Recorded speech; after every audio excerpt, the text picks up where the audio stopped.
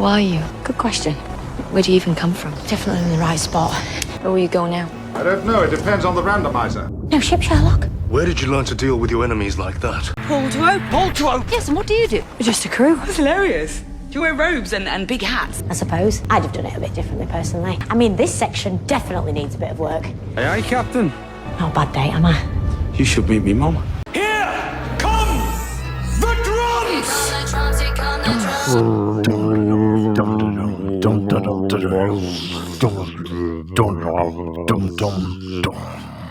Hello, and welcome to Pull to Open, an ongoing quest to watch all of Doctor Who, the entire television series, in random order. I'm Pete Paschal. Yahar, mateys, and I be Chris Taylor, and that's the end of my talking like a pirate. We're not going to do that. We are not. But maybe the randomizer wants us to do that. You know, Pete. Maybe this is part of our part of the curse.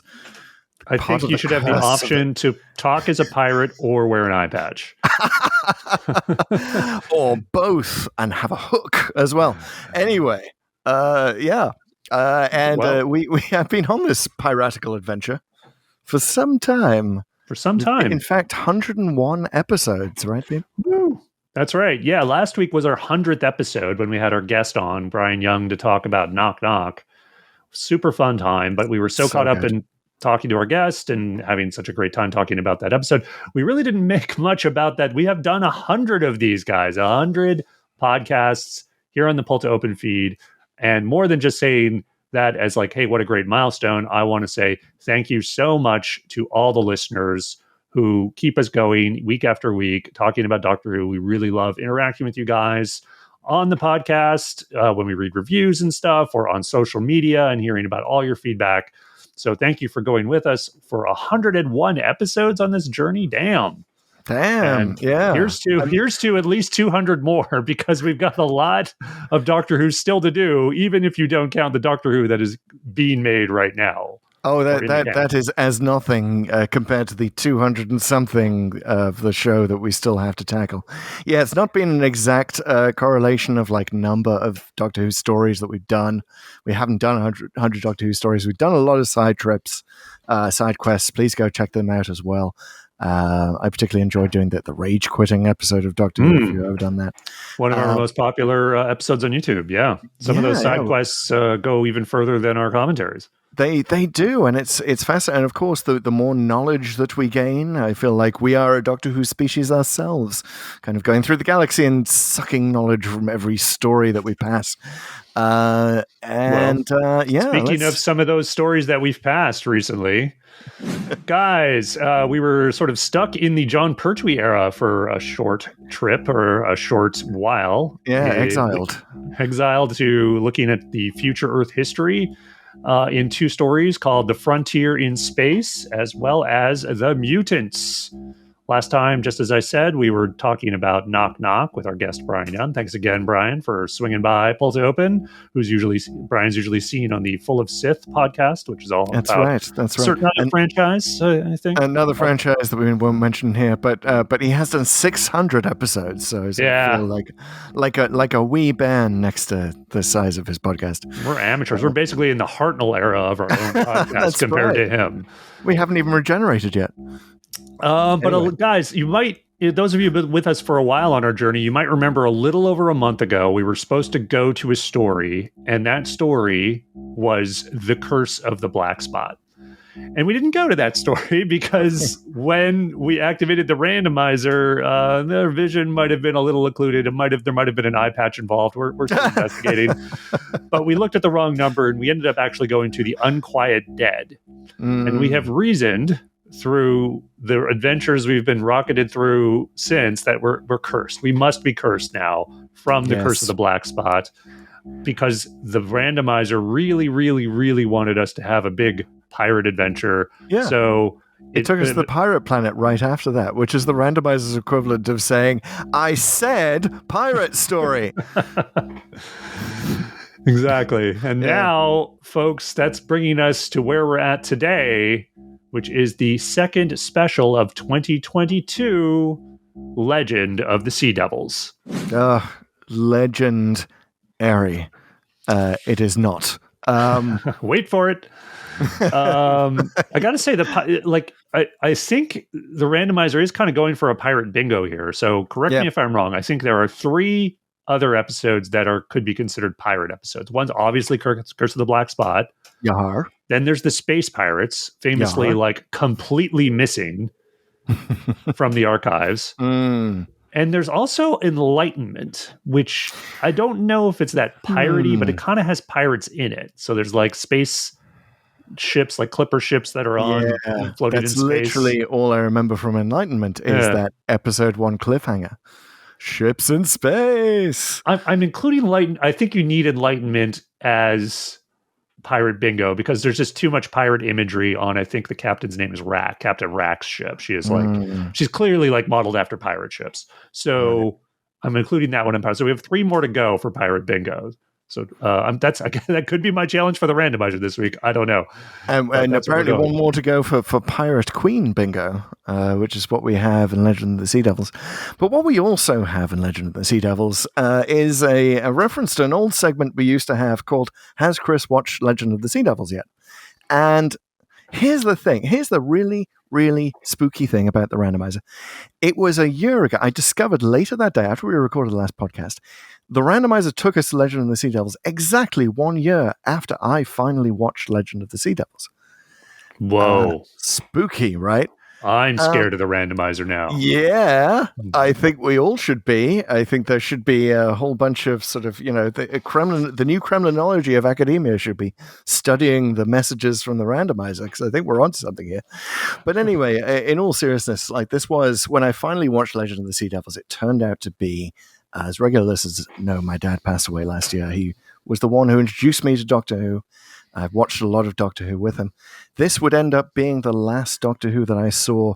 Alas, we didn't even watch it together, but we saw it. I saw it in the same house as he was that time, and it would be the last time I'd ever watched Doctor Who. And not that I knew that at the time, but that sort of set me on this weird nostalgic bent. And Pete, I don't know. I'm going to date myself here because I figured out, given that my dad was a watcher of Doctor Who when I was born.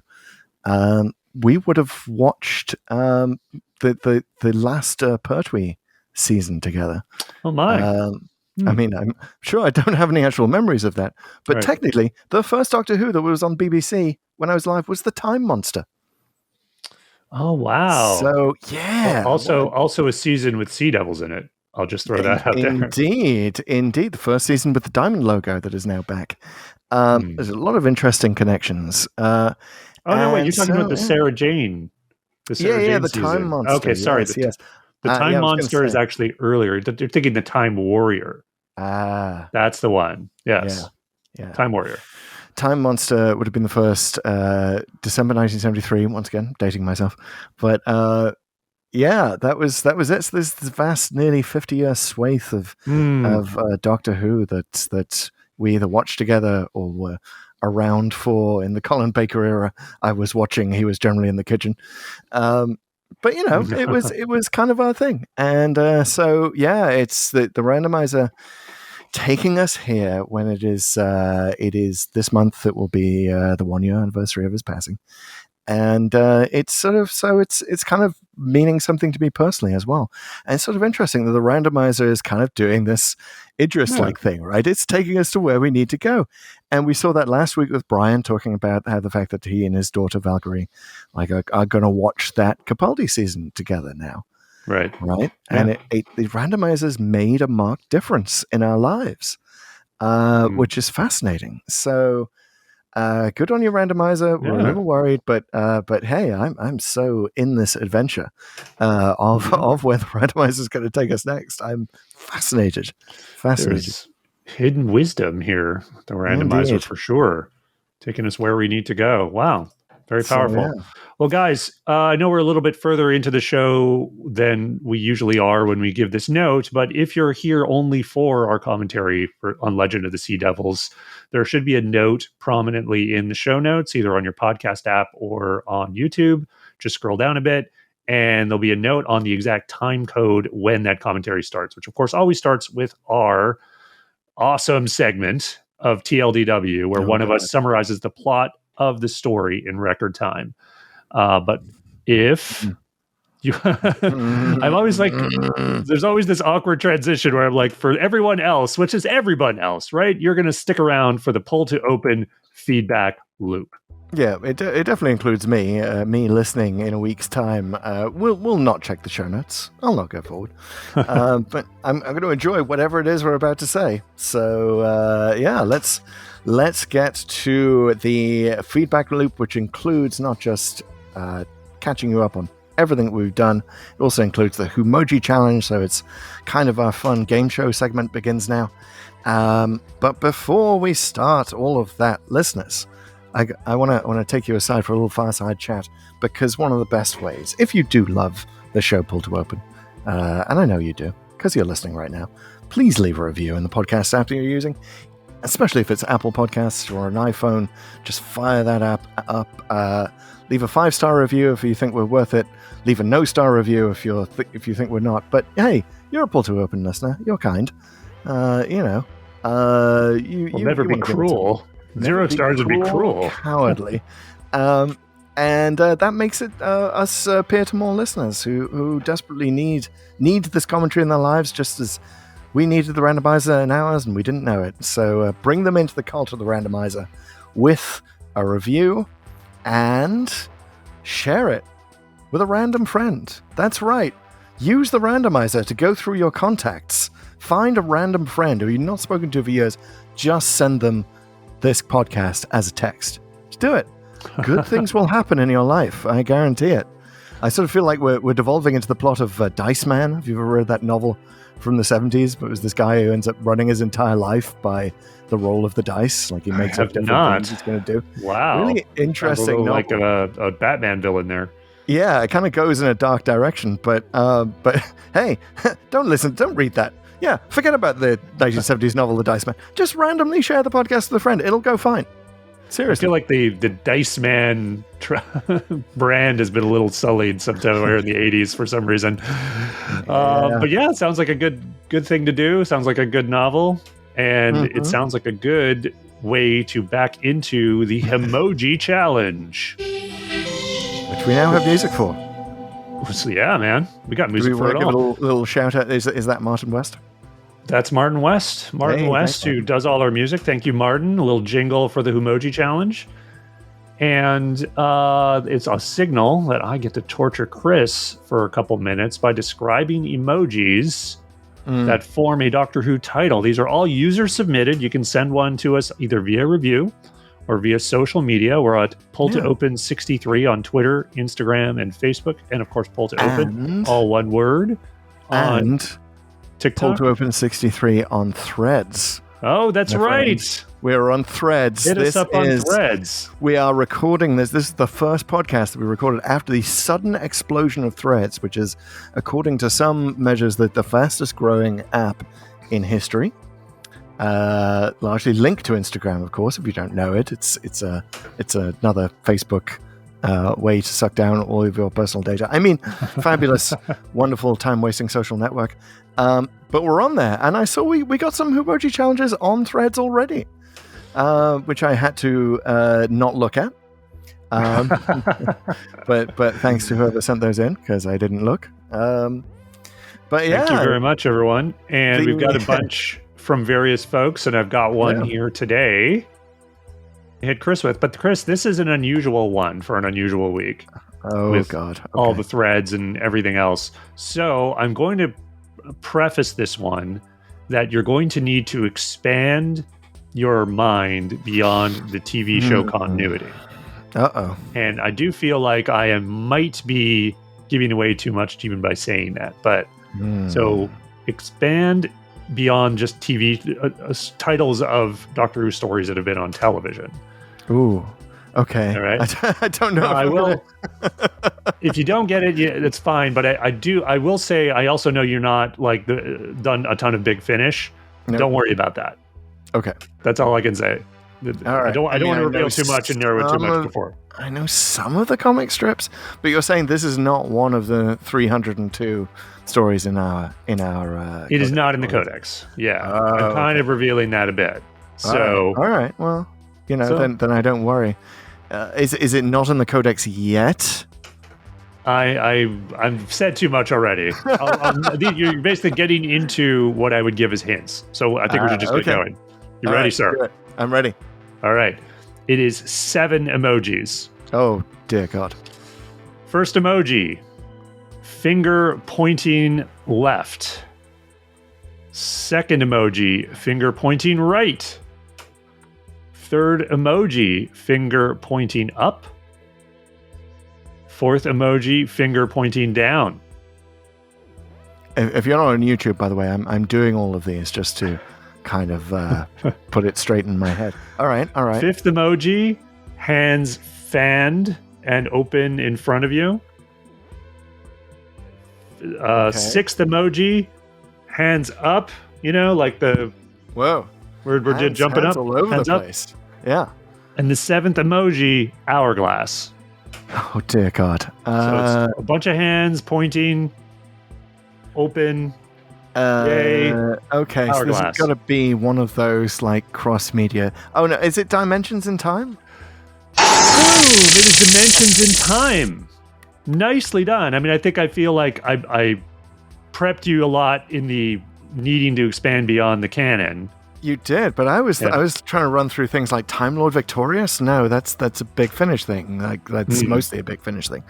And Dimensions of Time actually came up in my research for this because there was like, have the Sea Devils been in it? Weren't the Sea Devils briefly in Dimensions in Time? I don't know. Who even knows what happens in Adventures in Time? Did it really exist, or was it? Did it happen? I don't know. It's one of those movies that people convinced themselves existed. Exactly. But yes. We know that the Humoji Challenge happened, and it just happened because of the contribution of one Nat Smith on Twitter. Thank you, Nat. That was a good one. Too good to ignore, only because it was outside of the regular continuity. I just really liked the combination there so much. It was super clever. That was a bottle episode of the Humoji Challenge. We've gone into a pocket universe with that one. We'll figure out a way to get this in the codex, even though Dimensions in Time isn't. I think we'll get some notes at the bottom somehow. Start a whole new codex. Yeah.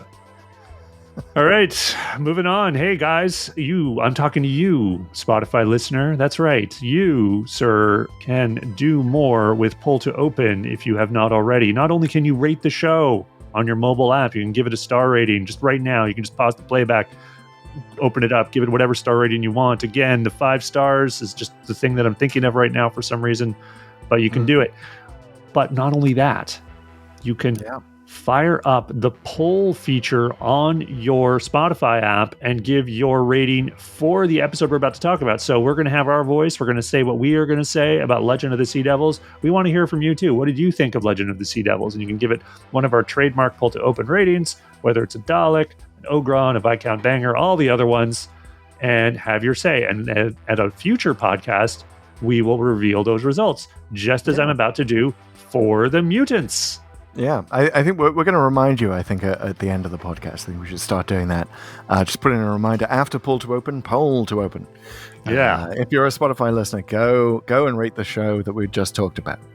Anyway, but we'll get to that. We have mutants results. And for the mutants, we both gave it a Professor Hater, which is our rating for... And actually, I think I'm going to change this rating, but we'll get to that. I can retroactively change this rating. Time can be rewritten, but that's our rating for if it's a bad episode of Doctor Who. But hey, at least we learned something. And you had to be pulled out of the precipice of giving it an Ogron, as I recall. I did. It was dancing in between, and I thought it was kind of an imperfect rating, and we'll get to whether there could be a better rating for it. So you guys have had your say. And it looks like you like the mutants.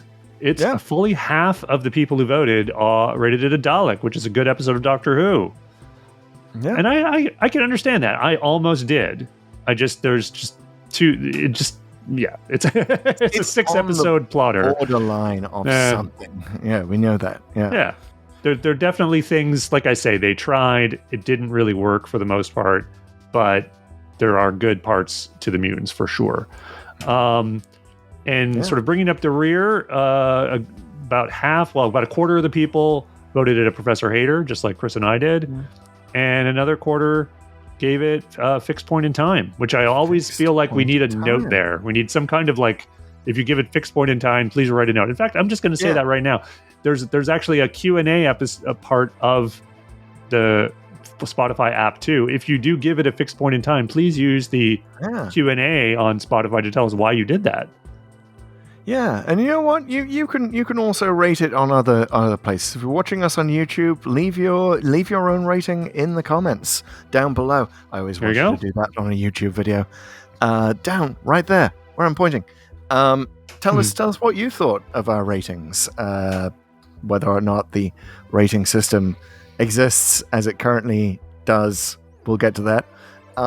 Also, don't forget to like and subscribe the video, guys. Yeah, guys on YouTube, you got obligated to say. Yeah, that's right. Bell icon, notifications, etc. We love you guys on YouTube. From YouTube, who just stands off screen and points a gun at you if you don't say that. So we've got to. Please like the video you're watching. And we have lots of comments on YouTube. And Pete's now going to read the comment of the week. Yep. It's from friend of the pod, JC17 Ace. And this is on one of our videos about Frontier in Space. And Ace, I'm just going to call you Ace, says, Delgado is great. And what he does with the Master is always interesting, even when the narrative role of the character begins to grow slightly stale. Definitely a tragic loss. However, a question I have seen raised is whether or not a Delgado finale could have allowed the character of the Master to have been used again. Is this sort of slightly unsatisfying ending the reason we get stories like The Deadly Assassin and some of the great Master stories? And I would say it probably is, honestly, because I feel like they were a bit more sticklers for continuity back then. I know that sounds silly to even say, but I do feel like the guardrails from within which the writers were operating were fairly stricter. In other words, there wasn't, and I think this isn't just a Doctor Who thing. I think there was just more of a rigidness to thinking about continuity back in the day. And now I think it's much more sort of free form of like, oh, as long as you write something that is passable, if it's a good story, we'll figure out a way to do it.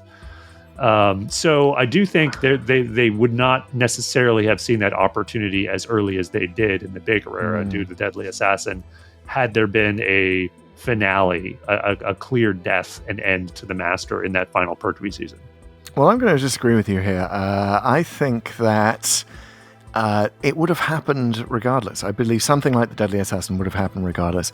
Because I think that, yes, we know that Delgado wanted to have a final story and be written out and do a thing where he has a character arc and he saves the Doctor.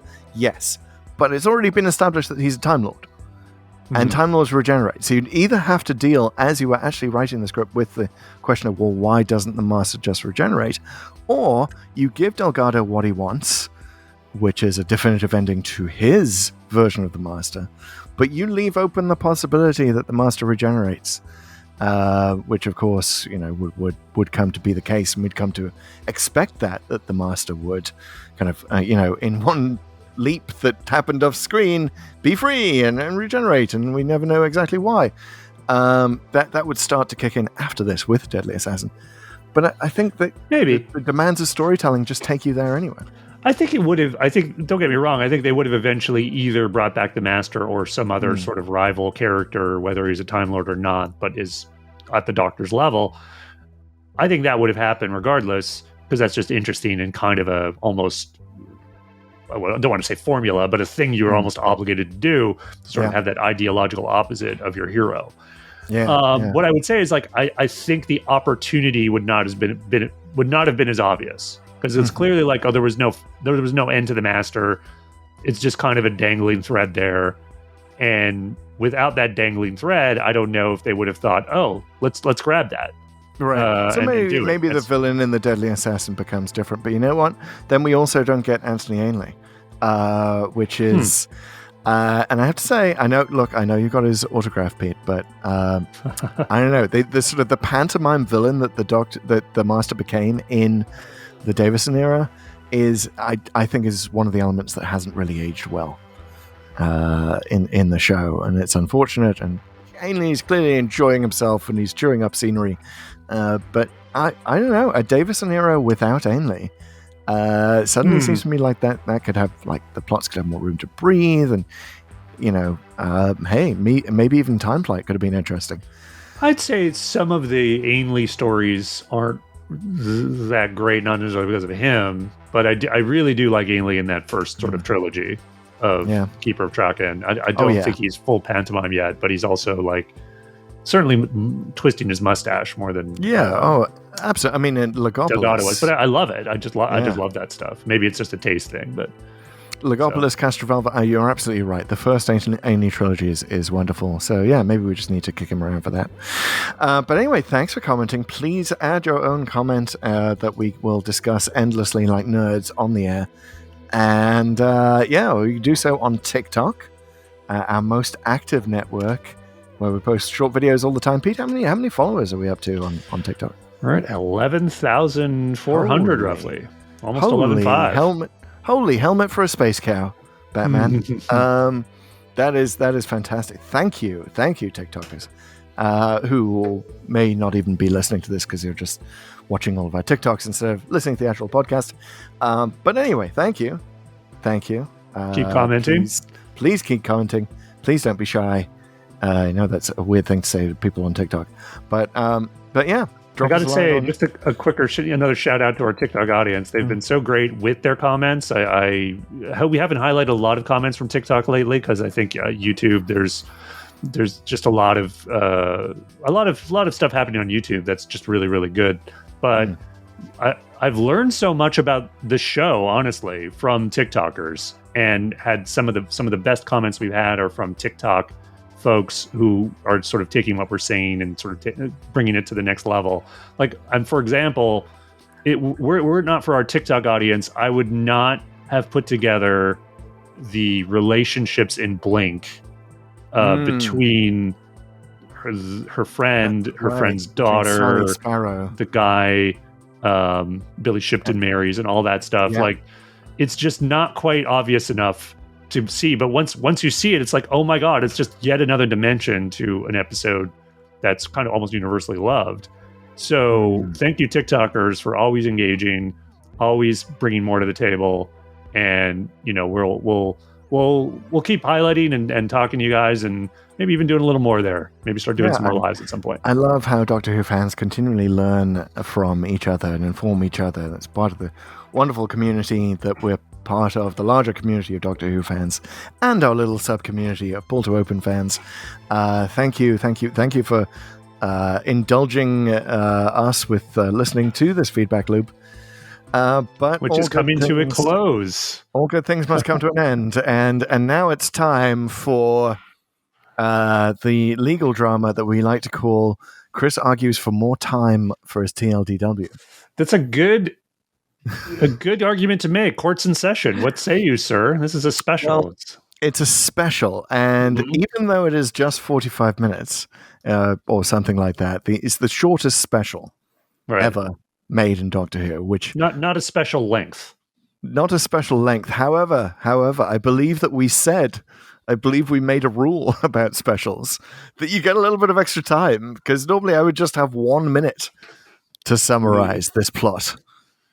That's true. TLDW. We allocate 1 minute for a new episode. However, I'm going to argue that because this is a special, we should ignore the time limit. And what did we say for specials? Minute 30? No, we did not. 3 minutes? We said 10 minutes for specials, right? Isn't it? We said about a minute 15. Okay. All right. I'll take it. 75 seconds. I will take literally every second I can get for this mess. Even though on the merits I disagree, I think 48 minutes, the whole idea is the runtime gives you a minute. In my own self-interest, for a future special, I'm going to give it to you. I'll give you an extra 15 seconds. So, hey, thank you. Good, because my lawyers were preparing a petition to say that this was actually really supposed to be a 4 or a 6-parter. That's part of what I'm going to talk about in our commentary. Like, it has that feel if you unpack the story to where it's supposed to be.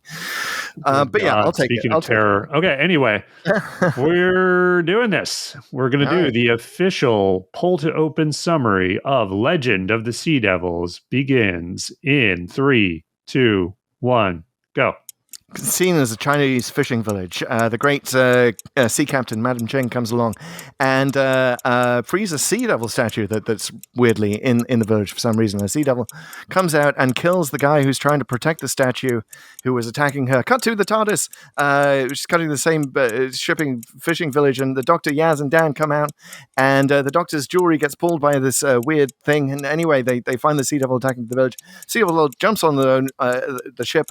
A lot of shenanigans happen with the wreck of another ship, which is what Madam Cheng was looking for, and the Doctor and Yaz go back to that while Dan and the guy from the village jump onto Madam Cheng's ship and then end up crewing it with her, and there's a big battle with the Sea Devils who are trying to flood the Earth with this keystone thing that was actually being protected by this kid from the village, but the Doctor, Yaz, Dan, and Madam Cheng defeat the Sea Devils, and Madam Cheng goes off with the kid from the village. The Doctor and Yaz, the Doctor tells Yaz that they can't have a relationship. Dan calls his friend Di and says that he really misses her. Time. Wow. Great job. Was sheer luck that I got to the end of that. Yeah. Just under the wire. Yeah, just under the wire. Work. I mean, I had to. I soon realized, as soon as I was in like cold open territory, which is a classic problem with TLDW. I was like, I've just got classic honey trap. Fast forward here. Like, there's the wreck. It's a mess. It's just totally a mess. No, this story is a mess, and you probably have your share of podcasts to listen to. Talk about the fact that it is a mess. Let's talk about why it's a mess. Let's first of all set the scene. So the original writer on this was a woman named Ella Road. Right. And according to Doctor Who magazine, so she's a playwright, kind of an upcoming playwright in the UK, apparently getting involved in films in the US as well. So Chibnall saw her. Great. Let's have a write Doctor Who. Fine. This was done during lockdown. And basically, so she did 3 passes of the script. She's a new Doctor Who writer. She does 3 drafts, and then Chibnall comes in at the end and does a cleanup. And I think what he allowed out there is just malpractice. It's just malpractice for a script editor to allow this out there in that state. And they were basically like, Road talks as if this is a positive in Doctor Who magazine. As if, because she was already, as she was writing the drafts, like talking to the CGI people, talking to the people who were going to construct the set, which is the largest set ever in Doctor Who, for the ship. Very notable. And so like Chibnall should have seen that this was not ready. This was not ready for prime time, and he should have cut some more things out of it. He seems to have cut things out of it, but he seems to have cut the wrong things. Yeah, I mean, it's interesting you mentioned that it was written by a playwright. I think some of the things that were clearly not thought through are things that you wouldn't necessarily need to think through as much for the stage. So, I mean, I'm thinking specifically of like a lot of the action, especially towards the end, where it's really just feels really tacked on with no stakes and things just sort of happen. And you're just like, okay, and it's bad. It's bad action, frankly. Yeah. And you're kind of like, this is supposed to have big production values, and it's supposed to have this epic scale because of that, but it just feels much smaller because it's like there's just really, you don't feel any of the stakes through most of it, other than maybe the Doctor and Yaz, which we'll save that for later. But even that. But like, let's talk about the not the cold open, but the post credits open when we see the Doctor, Yaz, and Dan for the first time, and I think it's sort of an illustration of how there's a missing scene here. So the Doctor and Yaz come out and they're wearing Chinese garb, and Dan comes out and he's wearing a stupid Pirates of the Caribbean Halloween costume, basically. Yeah, emphasis on the stupid. He just looks like a goofball. And we're supposed to learn that they were. A lot of information is shoved down our throats in about 3 seconds. The information is they were supposed to be on a beach holiday. They were supposed to be going to a beach which is, you know, shout out to old school fans of the Leisure Hive. You know, like this happens a lot in Old Who. But none of them are classic dressed for the beach. None of them are dressed for the beach. They say they're 100 years distant, but the Doctor and Yaz are already dressed in Chinese garb. Right. Like, you know, even the old show would like dress Sarah Jane correctly, even if you had to throw in weird scenes like in Genesis of the Daleks of just finding the clothes the next episode. You know, at least they explained it more. And then, so if they're going to the beach, why is Dan wearing a pirate costume? Well, that's the thing. They're not in a pirate adventure yet, or they don't know they are. That's why is he wearing a pirate outfit? Why is that like? And why is Yaz doing that? Like just to be funny? And then why is Dad doing it? Like why is he going along with it? Oh, I'll just dress up and be a big goofball. Do you think you're going to a costume party? I mean, what's happening? Really needed the TARDIS scene before that. Yeah, and exactly. If it wasn't in Ella Rhodes' script, you write one, right? And, you know, just a little bit of foreshadowing. Like maybe it is foreshadowing that Yaz sort of randomly dresses Dan up as a pirate, and then, ooh, whoops, what's happening? Karma is coming for you guys because you're actually going to be at a pirate adventure now, you know. And that would just give us more of a sense of the background of this. It's just confusing right from the start. Also, I just don't think Dan is well served by it. Again, I like John Bishop. I think but he's already fun. He's already a kind of a big goofy guy, and he's just sort of this naturally likable character. Like this is just too much. Like it's like, okay, I like likable characters, but I also like when in a show like Doctor Who, when the time comes to take them seriously, I need to take them seriously, and they, rather than subvert the goofy look, they actually lean into it at a few times. And I think it makes the story even worse. And I'll just point out the worst moment for that was towards the end, during the aforementioned action, which is kind of garbage. Dan takes out a bunch of Sea Devils and he sort of turns around in the middle of a lethal fight with these guys with swords that kill you if they touch you. And he's just like, oh, yeah, I'm pretty good, right? And then Yaz goes like, he says like, pretty good sword fighting, right? And he's like, it's better than your outfit. And it's like, well, wait a minute, like you put him in that outfit, number one. Also, enough with the outfit. Like we've been joking about it was funny. Maybe like might defend it was funny in scene one, but by this point in the story, you're just kind of like, come on, enough without the outfit. I don't mind them leaning into it. I think my problem is that they didn't lean into stuff more.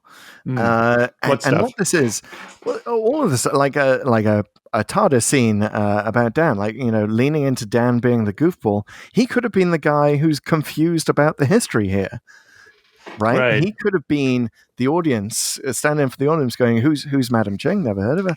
Right. And the Doctor could be like, "Hey, you've heard of Blackbeard? You know, she had 10 times the number of ships." Right, you know. Instead, we're just supposed to understand the freaking history. You know, Dan could have served the role that Ryan plays in Rosa, right? Because Ryan, you know, oddly doesn't know the history of the civil rights era that he's been thrust into, and learns it. You know, and then that's his arc for Rosa. It's like learning this super important. And history, I think you've identified sort of something wrong. There's a lot wrong with this episode, but the in terms of the history and what the assumed knowledge should be of the characters and thus the audience, like you're almost like, are we supposed to know who Madam Ching is? Like generally, I don't think it's really widely known. And yes, they do give you a little bit of background, but there's almost like, oh yeah, when it's really like, I think more realistically, it'd be like, who? Like, where are we? What are you talking about? Like, and I'm that said, I'm all for historical representation here, and that like, oh, there's a whole part of the world that isn't really well known. They have great stories and great rich history. Let's take Doctor Who as education a little seriously and illuminate that with some great representational casting too. As they did in the very first Doctor Who historical, which we've been to recently, Marco Polo, which covered Chinese history. Like that's great. That's baked into the show's DNA. But then do it, like, and do it properly. Introduce Madam Ching to us. What do you know from Madam Ching about from this? Nothing. I had to Google her afterwards to learn that how large her fleet was. It's just lunacy. Especially when this is going on opposite. By the way, it started airing roughly the same time as Our Flag Means Death. Have you watched that? No, I haven't. Taika Waititi basically is LGBT pirate drama comedy, kind of like this is sort of supposed to be in some ways, and it's so much better. But it features Blackbeard. It features Taika Waititi as Blackbeard. So, we get lots of examples of how fearsome and big a pirate Blackbeard was. Let's have some of that with Madam Ching. I mean, we'll get into Chris's history corner later about Madam Ching and about how this is just like they get so much wrong about this period of her history specifically. Yeah. So, like, if you're going to do it, do it. Don't get stuff wrong. Don't just totally invent another sea captain, Ji-hun, which is, you don't need him. Well, we'll get in the corner about that. I was a little confused of whether that was a real person or not. He's not. Yeah, he's not. It's a complete fabrication, which is okay. I mean, you can do license with history, but I don't know. Like, I feel like we're piling on here. I want to get all my negatives out of the way, but there are some good moments in Legend of the Sea Devils and some good things. We talked about the production values, but from a story standpoint, like, mess might be an understatement. As I was taking notes on this show as I was watching it, and I didn't take that many. I started just noting a few notable moments, but then I just wrote nonsense. And then I wrote nonsense piled on nonsense. Then nonsense piled on nonsense piled on nonsense. Like, it just felt like they're just doing whatever and throwing in, occasionally explaining things, but a lot of the time not. And it just felt like really lazy sci-fi writing. I mean, it's kind of like, let's have a pirate adventure. We'll put on some silly outfits. Let's, open up our Doctor Who monster book, flip the pages, and stab our finger in it on, it's the Sea Devils. Great. We'll put the Sea Devils in this. And then throw in some special effects, and hopefully people won't notice the story is just dumb and ridiculous. Like, that really feels like what this is. And that's not Doctor Who. You know what I mean? Like, I don't come to Doctor Who to be like, oh, here's some great special effects and the big spectacle of things and some goofy jokes. We have franchises for that. I'll be kind and not mention them, but it's like, I expect something a little more cerebral, a little more thoughtful. And again, it doesn't have to make total sense. Like, Stephen Moffat gets away with this a lot in terms of not explaining stuff, but the beats have to be right. They do. Here they are wrong. Moffat is good at storytelling beats, and he's especially good at storytelling beats like in an hour format. He does overstuff his episodes with concepts. He's famous for that. But Chibnall really seems to have misunderstood the assignment. And I think this has sort of cemented my view of the Chibnall era and of him. He's an old school fan. Like, he doesn't look like he's one a lot of the time because he seems kind of disrespectful to a lot of elements of the show. But no, actually he is. Like, I don't know if you've seen that famous video of him kind of like when he was on the BBC in his teens talking about Doctor Who as a fan of the show in the classic era. But that, like, he looks very prim, which is the word that sort of sticks in my head when I think about that moment. Like, so he's an old school fan, but I think he would have been better served if he had been born in that era where he could be a classic Who writer. Like, he loves Malcolm Hulke, who, by the way, not enough to not misspell his name in the original, thank you to in the end credits. But still, like, he knows Malcolm. He knows Malcolm Hulke, the Sea Devils. Like, he's got all that down. And I think, having investigated the mess of a story and seen what it was probably supposed to be, and like all of the threads you could draw out of it if you had more time. If this was 4 episodes or 6 episodes, God forbid. But like, if it had been given the room to breathe that a classic serial had, I think it actually would have been quite good. And I think that you would get that with a lot of Chibnall stories. I think, Flux has its own problems, but it is at least a story that has room across a whole season to breathe. And I think that's kind of what he was built for. And here he just sort of seems to have taken the lessons from the Moffat and the RTD era of just kind of randomly edit down your classic Who story. Make sure that there's lots of action and jokes in there and big bombastic moments, and the audience won't know the difference. So you don't actually need to edit it down in a coherent way. Like a lot of editors, he just can't see, he's too close to the story that he was editing. He can't see what a mess he's made of the edit.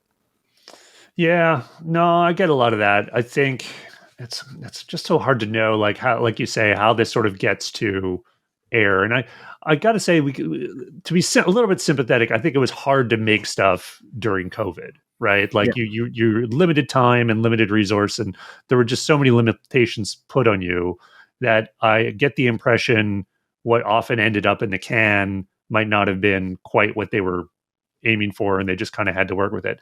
All that said, though, I don't think it should have been very obvious they had very inept villains here, that they just don't work. Like the Sea Devil captain is really dumb.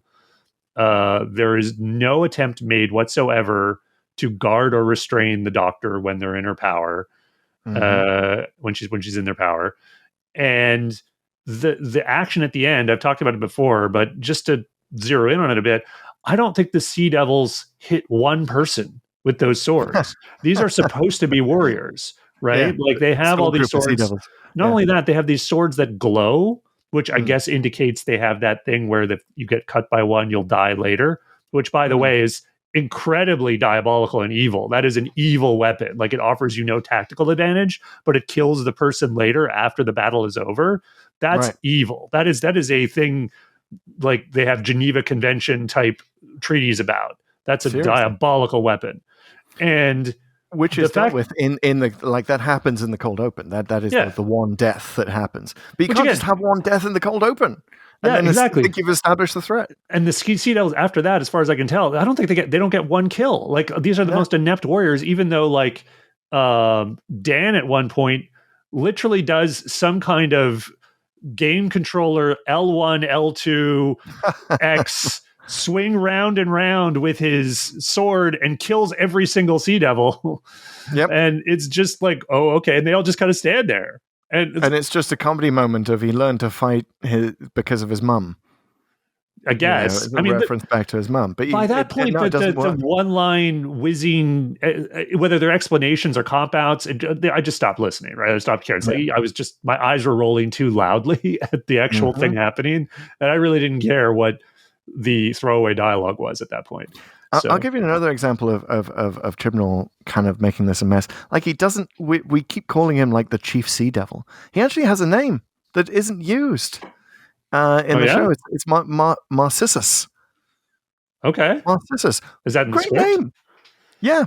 Okay. It's in the like in the description of the. But it's never uttered on screen. Never uttered on screen, and he's described as Chief Sea Devil in the credits. Now, Marcissus is a cool sounding name, especially if you're doing it for a sea pirate, right? Also, why isn't it Sea Devil Captain? Like Chief Sea Devil just sounds like And it's just a mess. By the way, the guy playing him, also same guy who played Carvanista. Guess he was just sort of used to being in the goofy costume. Well, I will say I really like the line early on where the Doctor sees it and says Sea Devil. And it goes land parasite. It's like, oh, hey, what the? Hey, that's a really good line because it's like, yeah, it is. It's kind of a pejorative if you think about Sea Devil. It's a little, it's kind of like the Washington Redskins or something. It's like, oh exactly. Yeah, I can see how that would be offensive. Sorry. Yeah, which is what the Doctor should have said, right? To really lean into that moment. Instead, the Doctor's like, all right, let's not get into name calling, which is not again a line that doesn't quite land. It's kind of funny. But also, the Doctor is supposed to be kind of like aware of this stuff, right? This kind of thing, and if you've like, she should be aware that she started the name calling, or in her Pertwee incarnation, she started the name calling. Like, let's have some sense of that. But it's such a mess, and it's so unfortunate, and it's interesting. So a lot of times on Pull to Open, we've been to New Who episodes that have improved on a second viewing. That's sort of what we would expect. For me, that this got worse, even as I researched and I delved into the story. That just made everything that I discovered about how great the story could have been, or what it was founded on, and kind of rewriting the story in my head, made me more angry at this point, especially because of all of the effort that went into it. I mean, that massive set, the crew, the CGI. It looks amazing. It is beautiful. It is. It's a great looking episode for sure. Beautiful wallpaper. Possibly the most beautiful thing the Doctor Who has done yet. And you have that scene under the sea. Mhm. But it's constantly being undercut by the script. For example, the Doctor bringing up the date thing with Yaz. Not a Oh, bad yeah. person to go on a date with. Like, she brings that up, but then she doesn't lean into it. She walks Yeah, it she back backs by the off. end of the episode. She's telling Yaz that they shouldn't be together. Should we talk about that now? Let's talk about that The now. Doctor It's and the Yaz? biggest thing in this episode. Because I think that the bolder choice, I understand why they did it, and the Doctor has gotten from Flux this sense that she doesn't have much time left in her incarnation. That's basically what she's telling Yaz. It's not just the fact that they are mismatched. It's not just a Highlander, who wants to live forever kind of scene. It's also the fact that, like, she knows her time is up. She doesn't know if her next incarnation would like Yaz, right? So, like, that's okay, but if so, say that a bit more. But secondly, I think the bolder choice would have to have her know that and say that, but lean into the relationship anyway. That would be more I think- dramatically interesting. Well, exactly, because at this point, I think they're very aware that Whittaker's going to be out soon. Right. Like, why gives not it have them more- have a sort of torrid love affair for one episode? Exactly. It's very short, and Exactly. definitely a bolder choice. I almost would have preferred any choice than what they did here. One, I'll just say that it's not very fun. It's not, and I don't necessarily think that's a requirement, but I kind of was very cringy at sort of the awkwardness between the two of them in the dateline. And I get that's kind of the point. But looking at how Yaz is kind of, I hate to say it, but sort of simping on the Doctor and sort of looking at her in these wanting eyes and sort of waiting for some sign rather than being a bit more aggressive, like there are different approaches you could take. And I just feel like I wanted more decisiveness from both of them. Like her kind of saying, look, I'm really into you and I really need to know if this is going somewhere. Like just being more direct about that. And the Doctor also being more direct, even though they kind of do, but they kind of don't in that last scene. She's like, so actually kind of two scenes where she's like, oh, I can't get attached to anyone. But if I were, it would totally be you. And then they're there on the beach and it's just this really sad, melancholy bit. And did it need to be like, should this be what we're feeling? Like, oh, we're all so sad because we can't be together, even though there's not a good reason we can't be. It does actually read like, Chibnall is sort of accused of being too, like, I'm not going to say the W word, but let us say too progressive as a writer. I think that he's not in this situation. I think he's pulling back from giving the Doctor a lesbian relationship. Right? Yeah. It does seem like he's just like if the Doctor feels that way, have her lean into it. Yeah, exactly. I don't like to. I like to separate the politics of, that we're perceiving from the story itself, and I like to sort of analyze the story on its own merits. And if we definitely see that the Doctor feels something for Yaz, and the Doctor having love for his companions is obviously almost always there. Having sort of romantic love has been played with, certainly in New Who. You could argue through interpretation some parts of the classic series. But this thing and where let's not forget the TV movie. Yes. And the TV, absolutely. Oh, for sure.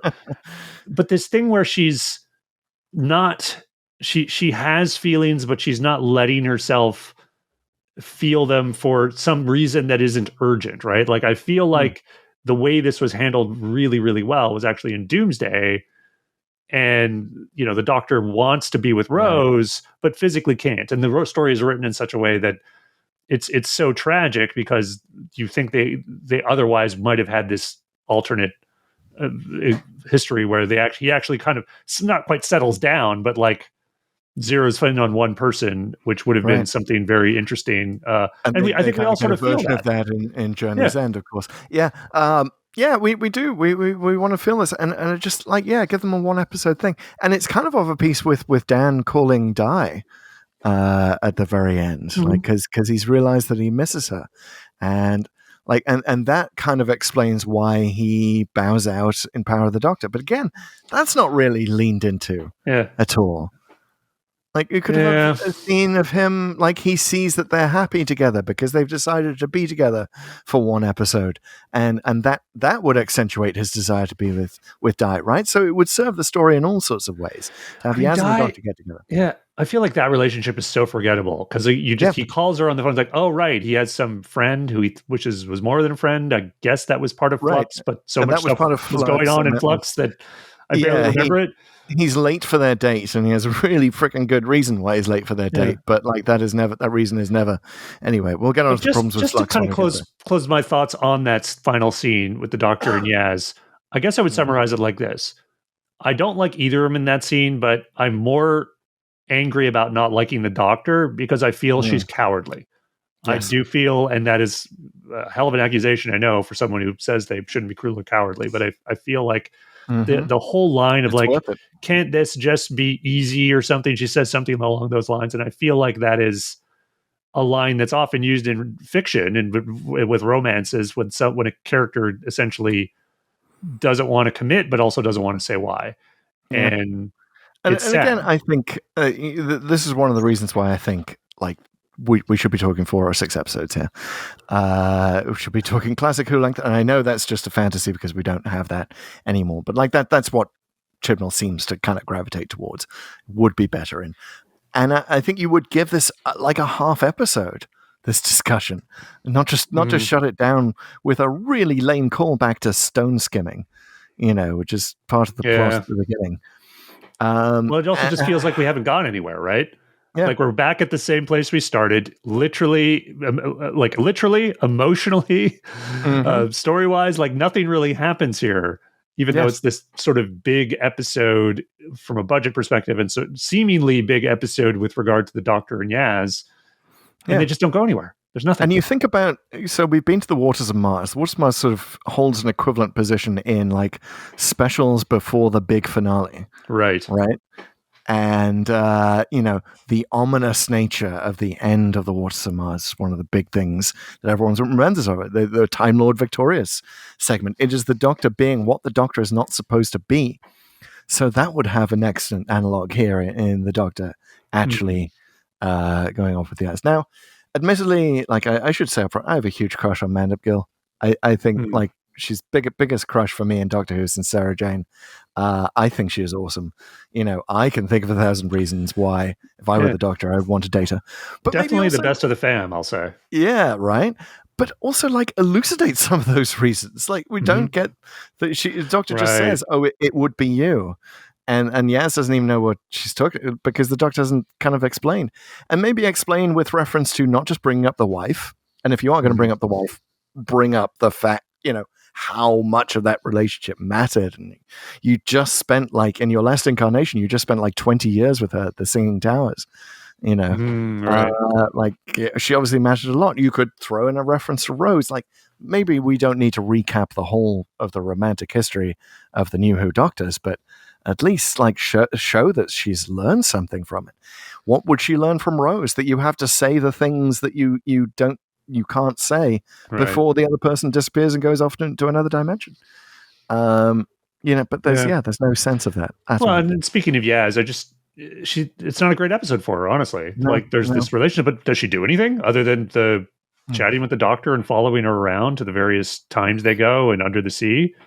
Then once they're in the Sea Devil headquarters, the Doctor does pretty much all the talking and all the doing and raises the ship. And then there's the sword fight, and Yaz is just kind of around and along for the ride. I mean, she just doesn't really have much agency in this episode that is ostensibly about her in a big way. Yeah. So they go back to the Doctor and Yaz go back to the wreck of the ship that Madame Ching is looking for, so that they'll be able to tell her where it is.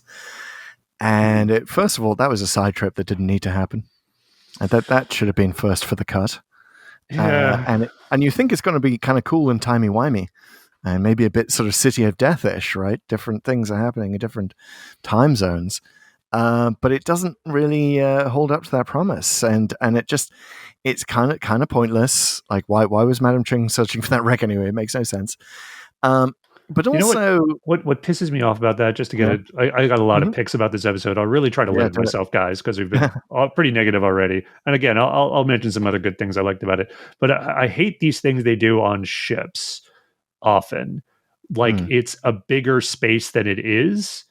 And when Yaz and the Doctor are on the ship and they're kind of observing what's going on, it just makes no sense to me they wouldn't be noticed. And this also applies to Dan and I think I forgot the guy's name, Yingki or something. And they get on Madame Ching's ship seemingly unnoticed and are just sort of hiding behind the mast. And yes, they are sort of found right away, which is exactly how it should go. But you shouldn't even have an expectation that you could hide. It feels like, especially if it's so like crewed by a bunch of sea devils and other people there in the past. Like, how are they not immediately noticed? It's I mean, you could headcanon it by saying that there's some sort of extension of the TARDIS's perception filter. But at least that would, would answer the question that you are quite rightly bringing up. I had the same thought. But that isn't necessary. Jin Han isn't necessary, as I've said. He was not an actual historical figure.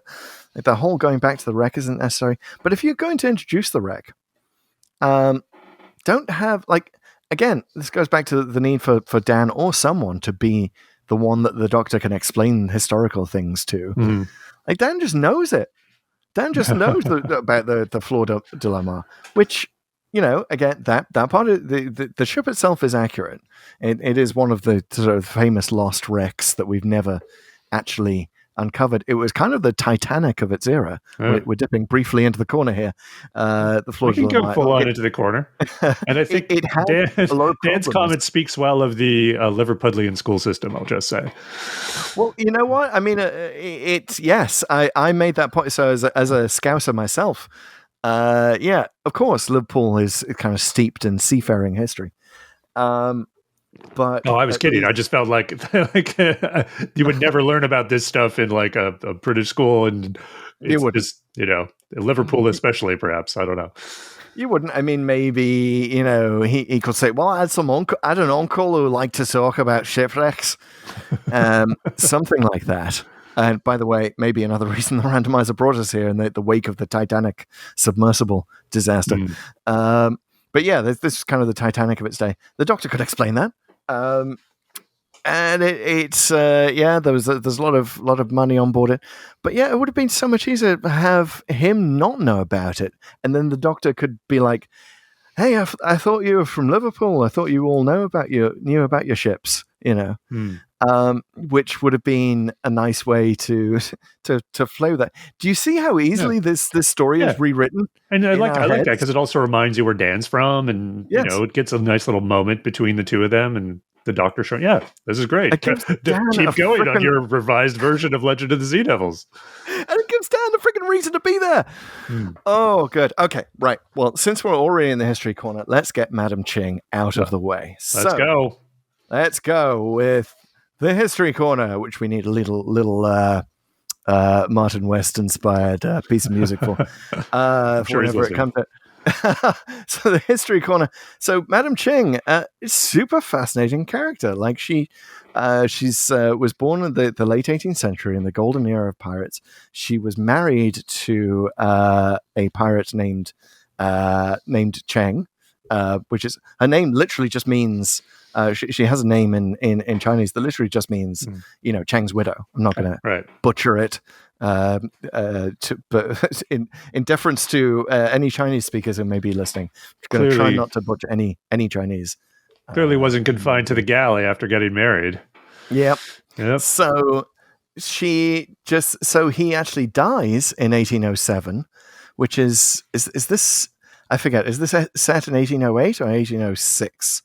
The Legend of the Sea Devil. 1807, I think.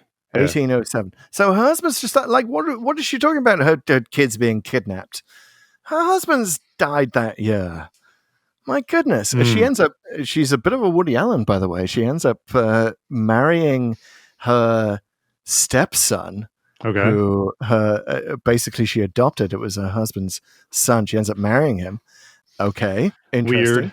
Yeah, I was trying to get at sort of the progressiveness of these pirates earlier, but I guess that's getting weird. progressive in other ways, like a lot of books on pirate utopias. It's a whole thing. But she had 300 ships in this era. My. Not just Impressive. 300. So to just give her one that she is crewing alone. Right. Why, Doctor Who? Why, Chris Chibnall? Oh my God. So yeah, why couldn't she just rally the troops? 300 ships and 20,000 pirates, up to 20,000 pirates.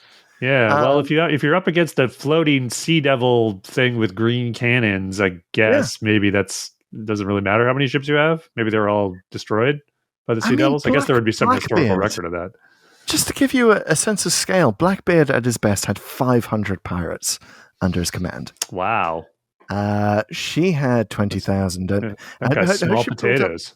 Yeah, I mean, she was practically a nation state.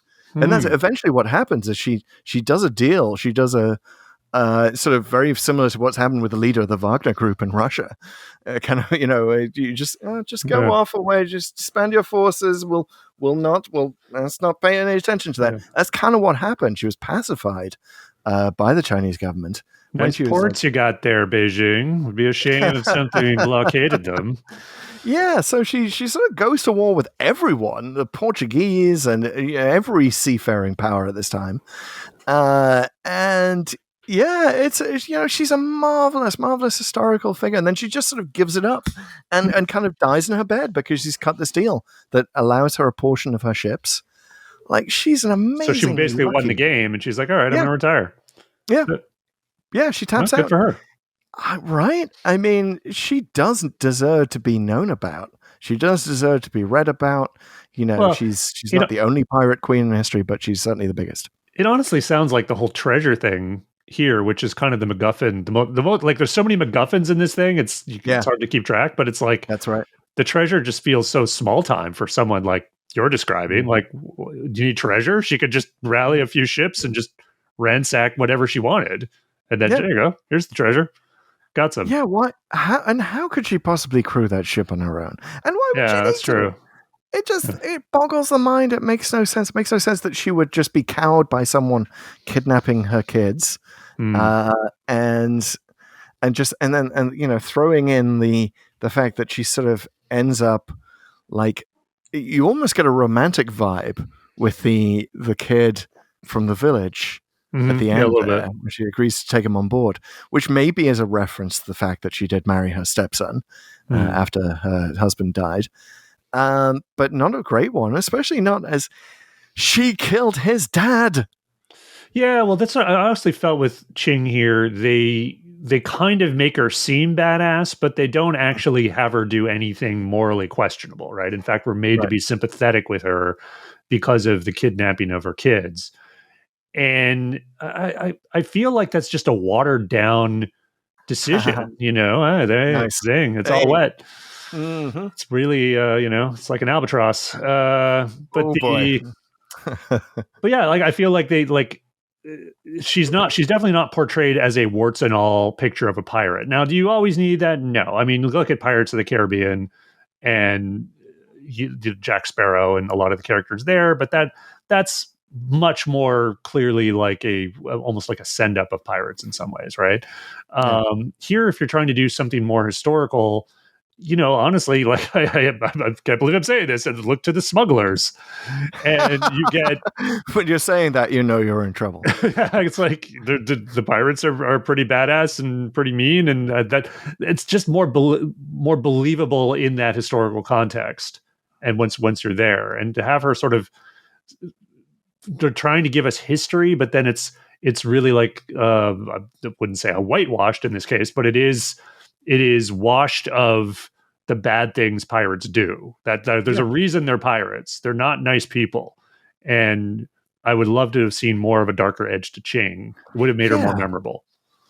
Yeah, I mean, you got to wonder if Chibnall thinks that's taken care of by the cold open, where she attacks the statue, and basically by doing so causes the death of the dude's father. But it just it doesn't. No, because you don't even know who she is at that point. Works. Yeah, exactly.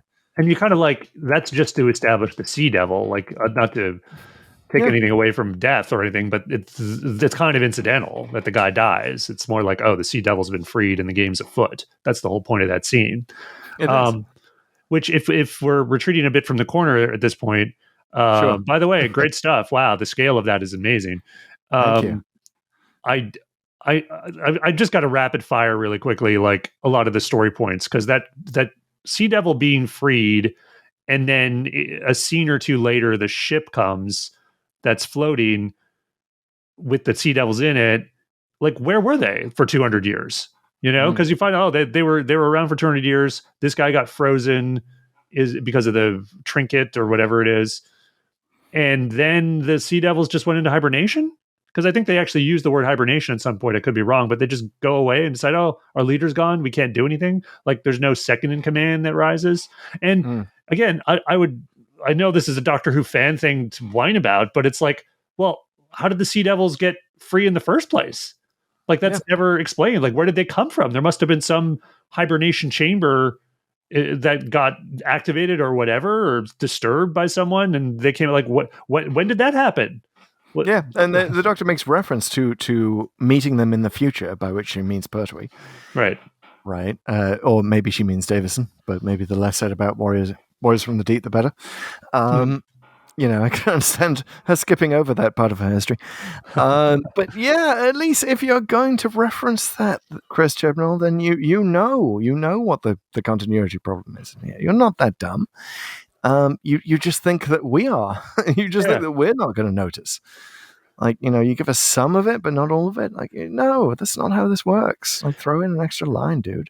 And there's that trinket they're after, which I guess it's the keystone. Okay, fair enough. Like, it's a MacGuffin, one of the many here, but it's a MacGuffin for the Sea Devils, which I always think, like, well, wait, why is a piece of their technology a MacGuffin for them? Especially if they've had 200 years to either reestablish that technology or find it. Like, you know what I mean? Like, I guess the implication is these are almost like a refugee group. They're not full on Sea Devil civilizations. Fair enough. But it just seemed like it was just this random thing that would power the polar ice cap flipper in terms of the magnetic field. Right. And the dude is wearing it all along. Right, It's the guy from the village. He's wearing it all along, which really makes the Sea Devil captain, chief, whatever, Marnassus, look like an idiot, because he was standing right there. He was there the whole time. And it looks, Madam Ching looked like an idiot, because she chopped into the statue to try to find it, and freed the Sea Devil in the first place. Like, it just makes no sense. Make it make sense! Yeah, and I just felt like they could have made that more explicit on why this was such a thing they needed and couldn't replicate. But also, there's just random stuff they throw in, like the stars change, even though the polarity hasn't flipped yet. But even if it did flip, like, why would the stars change? Yeah, that just doesn't make any sense. Like, what? The stars are still the stars. They don't flip around as you might expect if the polarity was being reversed thanks to neutron flow. But they just sort of move. It just like looks like Earth is in a different part of the universe altogether. The hell? Yeah. The hell? And how does flooding the land, like, is it just that extreme sort of genocidal reaction to the land parasites, the humans? Is that the idea? It also seems really inconsiderate to the Silurians. I'll say that. Like, even if you're like, okay, fair enough, I'm going to flood the world, it's going to be water world, all the humans are going to die, and Sea Devils will thrive. Okay, sure. But Kevin Costner will live. I know. He's going to adapt. Somehow he's going to grow some gills and watch out when he has that skip. Skip something, whatever he had. Might as well be a skip. But the flooding, like, I mean, do they just assume all the Silurians are dead and that they won't care? Or do they care at all what this is going to do to the ecosystem of the Earth? Apparently not. Yeah. Okay, fine. But and we know Chibnall knows his stuff here because he wrote Dinosaurs on a Spaceship, which has a Silurian arc. It's not like he's unaware of the Silurians. And here's the other thing. So the Doctor says that she's created an air bubble around the TARDIS when they're in the bottom of the ocean. Yeah. The TARDIS gets taken to the Sea Devil base by the thingy. The Kraken, I don't know, whatever it is, the sea monster. And they come out of the TARDIS, and what? But are we? I couldn't tell if the air bubble was still happening, right? Yeah. Because they get pretty far from the TARDIS. They're getting really close to the Sea Devils, and there's no visual for the air bubble. And I was like, wait a minute, is the Sea Devil base full of air? Like, why would the Sea Devil base be full of air if they're underwater creatures? Like, I get they're amphibious. Mm-hmm. All I could think of is, like, I guess they need either combustion or electricity of a certain vein that water would screw up, which also makes me think, well, how did this civilization ever do anything if that was the case, right? Yeah. Like, there are good reasons to have air if you need it for technology, but putting your whole base as full of air when you're sea creatures? Yeah, and that's, I mean, we didn't even mention that sort of Leviathan Kraken figure, whatever it's called, which is a really well realized creature. Like, there's almost a Jaws-like moment where the fin comes out of the ocean, like it gets that little fisherman. Which, again, my reaction was like, why waste this on a tiny little fisherman that we don't care about? You know, let's just sort of see that scene, but have it maybe attacking the ship that has characters on that we care about. Anyway. It's beautiful. One of the most beautiful bitey creatures ever seen in Doctor Who. Like, Jaws beyond Jaws, beyond Jaws, beyond Jaws. It just reminds me of that old line about moray eels, sung to the tune of "That's a Moray." When the jaws open wide and there's more jaws inside, that's a moray. Eel. I love that. More jaws inside, love it. But it's not clear how. What do they escape from the monster, and then they transport themselves to the base, or does the monster take to the base? Are they inside? Our natural assumption is they're Jonah in the belly of the whale at this point, right? Yeah, totally. That they're inside this. It's not the swallowed, base. so I guess they Sea Devils made it throw up the Doctor, or worse, I guess, to get it out of it. You know, I don't know. One of the if you have accidentally swallowed a TARDIS, salt water is really helpful to regurgitate it. Just now, little pro tip for parents out there. Correct me if I'm wrong. Is that the last we see of it? There might be one more scene with it, but at some point it just stops appearing and it's never dealt with. They get it with the cannons, I think. Oh, there's no way they shoot cannons at it, but that doesn't do anything. I just think they just forget about it after a while, and it's basically an unresolved plot thread. There's a sea monster in 19th century waters of China just wandering around, which sounds actually like a pretty good Big Finish, pretty good Big Finish sequel that could be coming up here. But it is like one of these things. They have you have the sea monster, and it's just there. It's just not resolved. I think they added this to make up for the Merca, by the way, in Warriors of the Deep. Just because that's sort of famously, well, we'll get there when we get there, but it's shall we say, an infamous monster in Doctor Who history. And so I think they wanted to give the Sea Devils sort of a proper beast to control, which is fine. But I just think as a plot thread, you can't just leave it hanging there at the end. That just seems sloppy. It's so much of this is sloppy. So much of the continuity is sloppy. Like it just from the Doctor, Yaz, and Dan arriving on the beach where it's not raining, and then suddenly they rush over to the village where somehow it is raining. Right? And speaking of that village, this village just has this statue of a sea devil attacking a tiny human creature. What is with that tiny human creature? First of all, like what actually is? If there's a real sea devil inside there, what's the human? And why would the village just accept this statue? And why, if one guy has been tasked with protecting the statue, and he's in there, like you see him in the cold open. I had to rewatch the cold open to see this. Like the guy isn't even interested. Everyone else in the village has run indoors. He's supposed to be the one tasked with protecting the statue.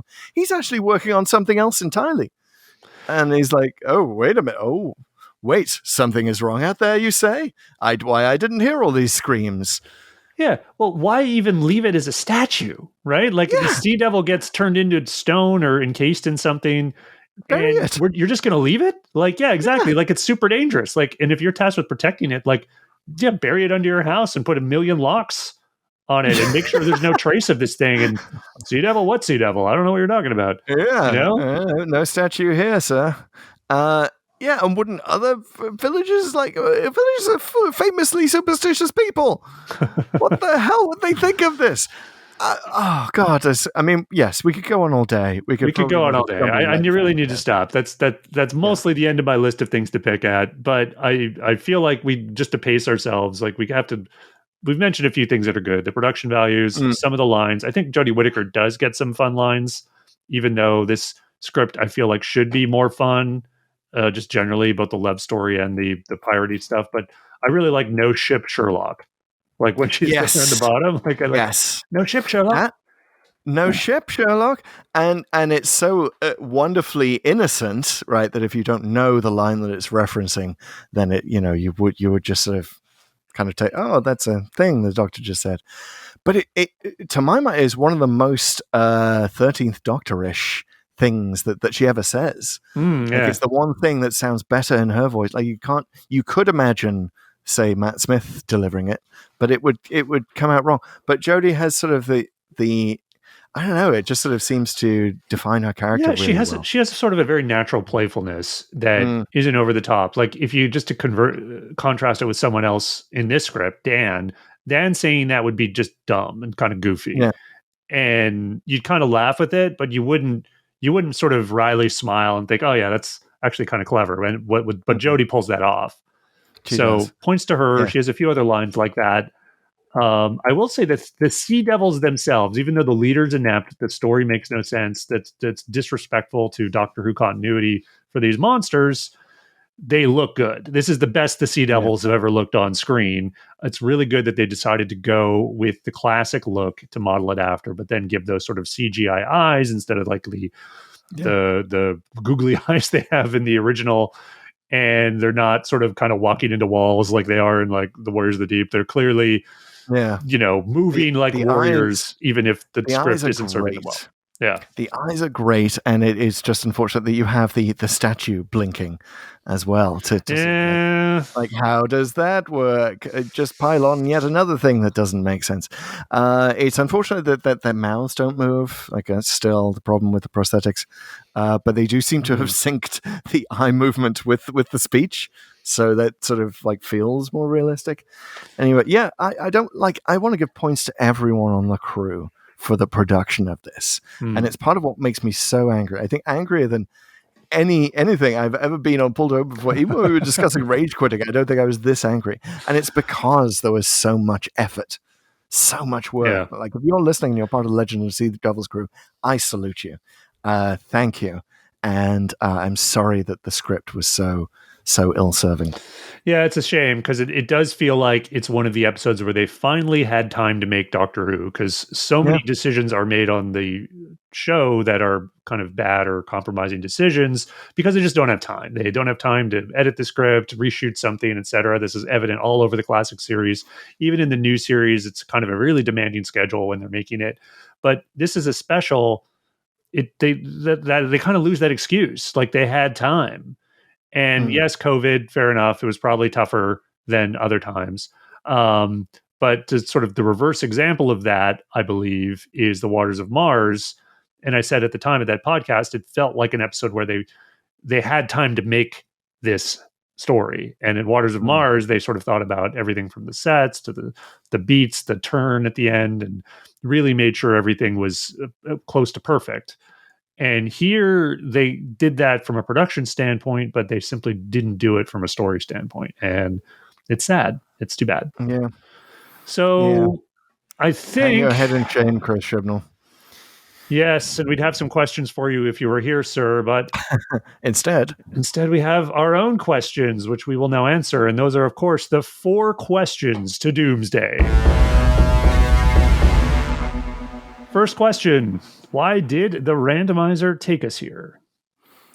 Well, now we've already had the obvious answers. There's the pirate thing.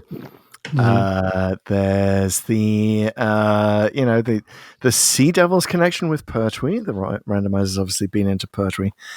But I also think that the randomizer brought us here, and I'll get back to this in the 4th question, because it did get at this issue of what do we do? That we were talking about this in the Mutants. What do we do when there's a really pretty looking episode that you kind of like to have on in the background as wallpaper, like with those groovy caves in the Mutants? Like I really love to have that on as wallpaper in the background at a party of Doctor Who fans. Like, and the same with this. Like, the best thing you can do with the Legends of Sea Devils is just put it on the background at a party and let people make up their own script, because it's going to be better, guaranteed. But it looks freaking beautiful. So I think the randomizer wanted us not just to, put its pirate curse on us, not just remind me of the 1 year anniversary since the last time I saw Doctor Who with my dad alive in the same house and all of that stuff, but also like it really wanted us to zero in on this question of what happens when it's pretty wallpaper. But like just the story makes no sense. Like that's I think the randomizer wanted a new rating, and that's why I've come up with one. But oh wow, I'm gonna leave that as foreshadowing. I'm intrigued more so than I ever was during this entire story. See, I know how to do story beats, Chris Chibnall. Call me. See, my connection was just much more straightforward. The Mutants is one story after the Sea Devils. And so it's kind of bookending that. The other thing I guess that I saw was that Bill in Knock Knock, which we just did, she sort of mentions / asserts her sexuality a bit when she tells one of the guys interested in her that she's gay.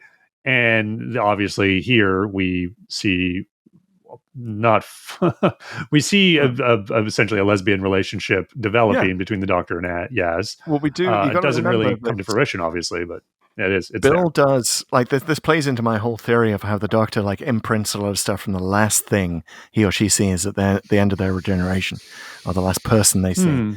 The last thing that Bill says to the Doctor before he goes into the events of Twice Upon a Time is, you remember I like women, right? Just saying. It's something along those lines, and the Doctor clearly like that's clear foreshadowing. But I just like that the Doctor might have just sort of taken that and just really ran with it. Like the Doctor is more Bill-like in this incarnation because he imprinted on Bill at the end of the last one. I'll take that. That's not bad. Yeah. Here we see it come to fruition. But of course, in Knock Knock, Bill isn't, and throughout that season, Bill isn't given the luxury of having a girlfriend. All of her girlfriend situations go wrong, which is unfortunate. But again, par for the course as a Doctor Who companion. Yeah. True. But at least Rose had Mickey as an actual boyfriend, right? Well, and Amy had Rory. Exactly. It does happen. It could have happened to Bill. It could have happened with the Doctor and Yaz. It didn't. It's unfortunate. It needs to happen sooner or later. Although, doesn't Bill, she ends up with her girlfriend at the very end. Oh, yeah, with Twice Upon a Time. Yeah, the puddle comes back. But it's at the end of The Doctor Falls. Oh, the end because Twice Upon a Time, she's testimony. She's not actually Bill. Right. Okay, so but that does feel like a little bit of a band-aid on the whole situation. Spoilers galore in this episode of Full to Open, but I'm sure everyone knew that. Alrighty, moving on to the second question, which is, what if the evil plot had succeeded? Okay, so for the benefit of non-YouTube viewers, I'm putting my head to my hand again as I try to figure out what the hell the evil plot was. Well, I think all we have to do is imagine the Sea Devils aren't completely inept warriors, even though their whole thing is that they're warriors. And they either have actually decent with a sword, or they get some of the guns from Warriors of the Deep and just kill everybody at the end. So everybody's dead. Maybe the Doctor isn't, and they decide to keep her prisoner the same way they kept Ji-hun prisoner, which was really, really dumb, by the way. Why would you even do that? Keep that guy alive for 200 years as quote unquote punishment. Yes, your punishment is now you're immortal. Yeah. We know how you humans hate that. You just love to die. So, they flip the polarity of the Earth. Everything's flooded. Yes. There's more of those sea monsters, and it's Sea Devil Earth. Presumably, they now wake up the rest of the Sea Devils, and they're like, hey, surprise. Yeah, and this is where I'm like, well, don't the Silurians also wake up and go like, whoa, what are you doing? Whoa. Yes. So basically what happens is the Silurians have this kind of massive cleaning cloth above Earth that they sort of drop. Like, no, we're going to soak this all up. And yeah. Well, all they have to do right. is mess with the Van Allen belt, I think, and more water becomes water vapor. Not to bring up a character that you hate, but Madame Vastra would be around at this time. Right? I know. But let's just talk continuity. Would she though? Okay. I guess 1807? Yeah, but I mean, she would still be around. It's just that she's in the sewers under London, and then the Doctor, in an off-screen adventure, convinces her to become a lady detective by the end of that century. Right? Gotcha. Okay. But she also, though, this has become the Madame Vastra podcast. She seems remarkably disinterested in reviving her race. That's what I would say. So I don't know, would she even want to be involved other than if the whole world's flooded? Yes, I think you were about to say she obviously already has some stakes in it. I can then see Madame Vastra becoming the leader of the Silurians and leading this effort to clean up the mess, the literal watery, city-filled mess that the Sea Devils have created, or stop it before it starts. Like, maybe her spidey sense starts tingling and she jumps in. Like, yeah, I think what we're arriving at is there's no way this evil plot can succeed because Sea Devils already have their bosses, as it were, their Silurian cohort, and they're not going to like this. So basically, they start flipping because it would be gradual too, right? It's not like flip the polarity and then everything's flooded the next day. It's like gradually the ice caps melt. That's what I got from that. As we know here, and again, I feel like they were trying too hard for a climate change metaphor here. The problem is that it happens too slowly, and humans are not paying attention. So there would be plenty of time to sort it out. Maybe Madame Vastra picks up the Doctor's sonic screwdriver and reverses the polarity of the Earth's neutron flow again the other way. Oh God. So it doesn't work, Sea Devils. You're done. Yep. All right. I will say they are very evil. Like I said, the flooding the planet, the mean to the guy thing, the weapons I already mentioned. I mean, this is a bad Sea Devil leader. It's just too bad he's incompetent. All right. Moving on to the third question. Where is the Clara Splinter?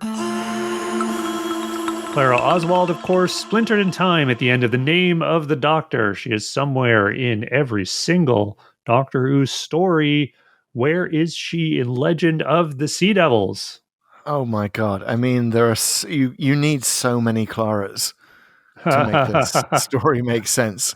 Like, she's pulling off the localized rain in the village to make that rain, but not the beach. She's convincing Yaz to dress Dan as a pirate.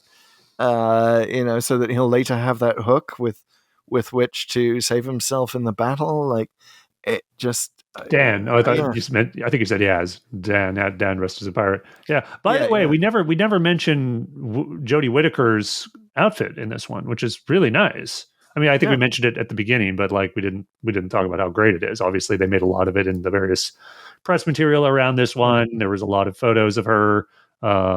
In promotional photos with Jodie Whittaker in it. She looks great.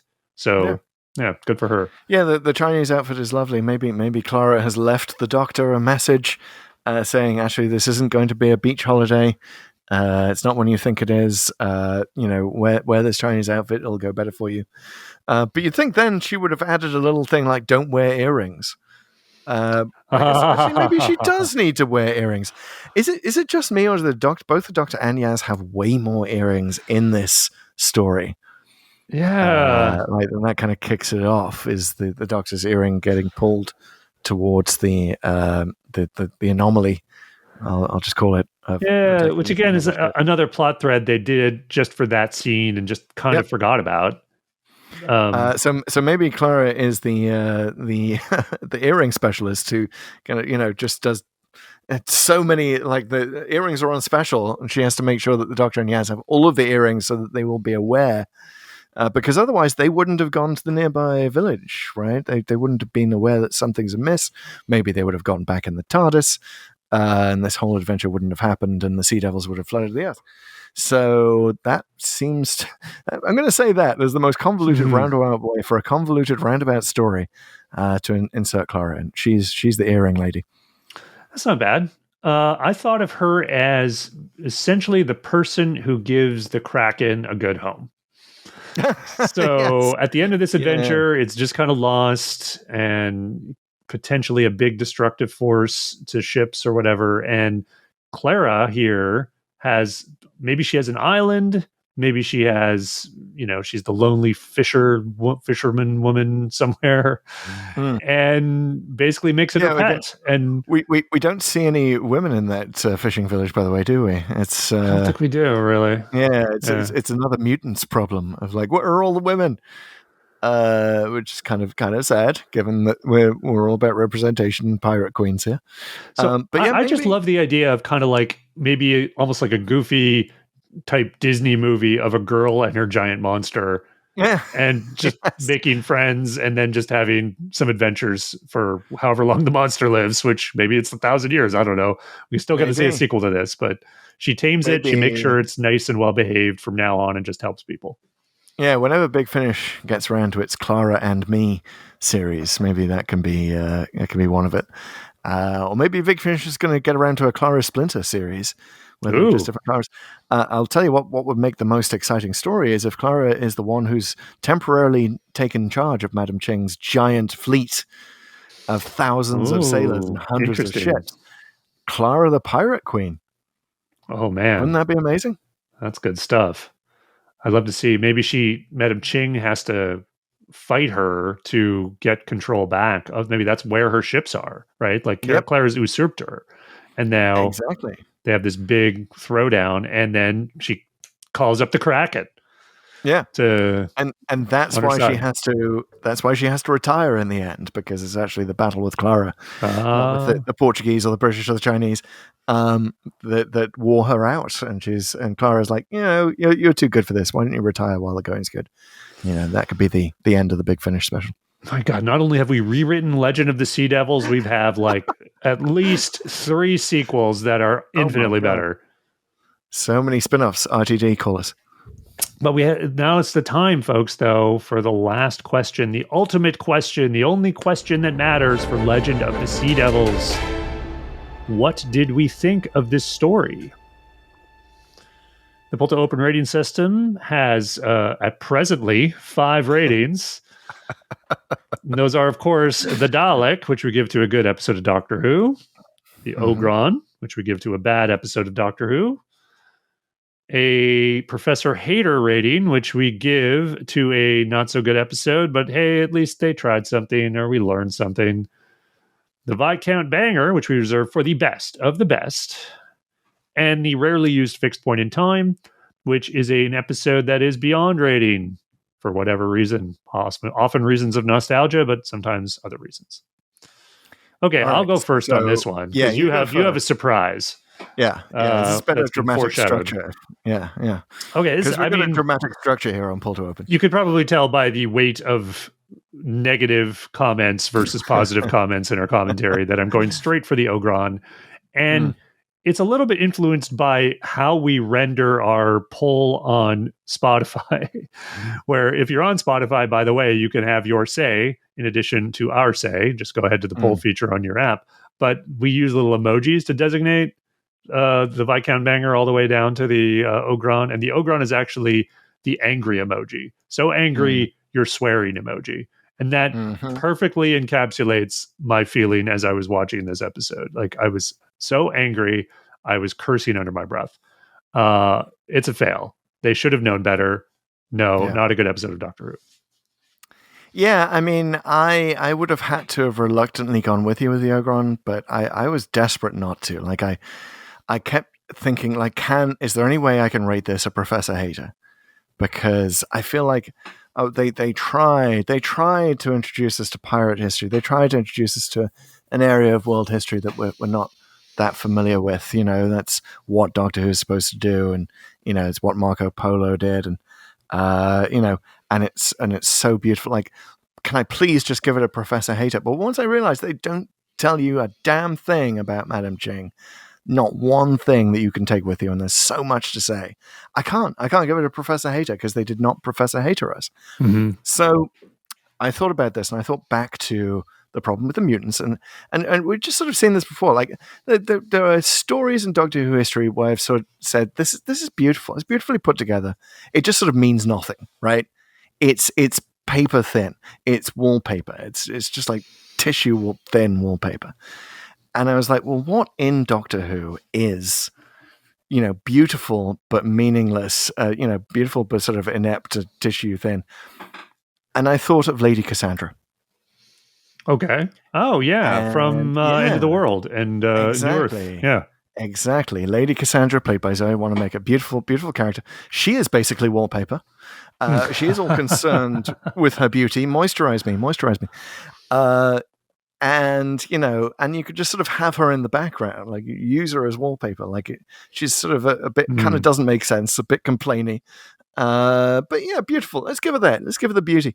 And I feel like we need to, for a story that addresses gender imbalance in Doctor Who, we need to address the gender imbalance in our rating system, which has a Viscount banger, but no lady anything. So let's make it a Professor Lady Hater. Cassandra.